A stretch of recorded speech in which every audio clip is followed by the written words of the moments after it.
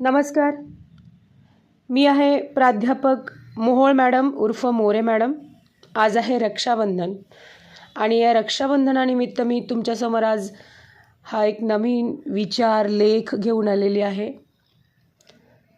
भारतीय संस्कृतीमध्ये आपण अनेक सण साजरे करतो. त्यापैकी एक आहे रक्षाबंधन.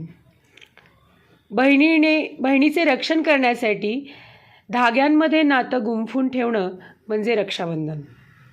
यामध्ये भाऊ बहिणींचे प्रेम, आपुलकी, जिव्हाळा हे तर असतंच, पण खट्याळ भांडण, खोड्या काढणं, एकमेकांना चिडवणं हे सुद्धा यामध्ये सामावलेलं असतं. सगळ्या नात्यांमध्ये भावा बहिणींचं नातं थोडं वेगळं असतं, जे प्रसंगी हसवतं आणि रडवतं देखील. रक्षणासाठी कोणतंही नातं असणं गरजेचं नाही, तर माणुसकीच्या प्रती असणारी भावना ही जास्त महत्त्वाची असते. सीमेवरती आपले जवान भारत मातेच्या रक्षणासाठी स्वतःचे प्राण अर्पण करतात. त्यांच्या दीर्घायुष्यासाठी आणि त्यांच्या सलामतीसाठी बहिणीच्या आशीर्वादाची खऱ्या अर्थाने गरज असते.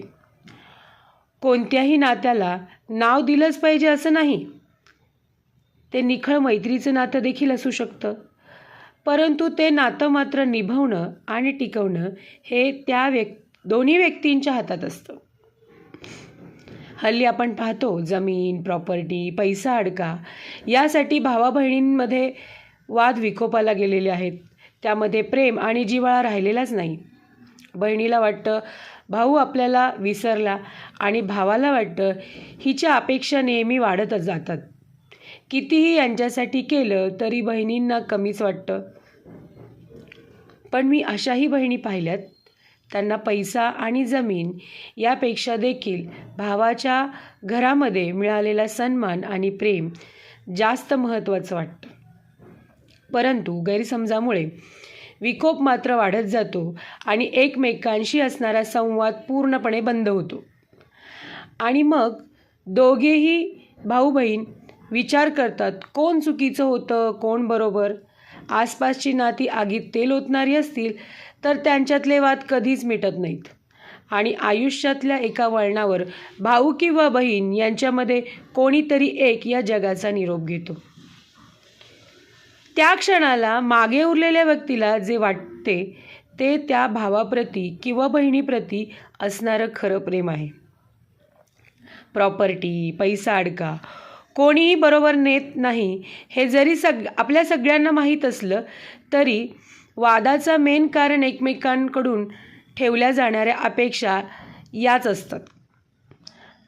माघार मात्र कोणालाच घ्यायची नसते, पण ज्या वेळेस शेवटची घटका येते तेव्हा समजते हे सर्व निरर्थक होते. पण त्यावेळेस वेळ निघून गेलेली असते आणि वेळेत शहाणा होईल तो माणूस नसतो, तो देव असतो. आपण देव नाही आहोत, आपण सर्व माणसं आहोत आणि आपण आयुष्यभर एकमेकांना दोष देत भांडतच बसणार आहोत, कारण हा कलियुगाचा नियम आहे. धन्यवाद.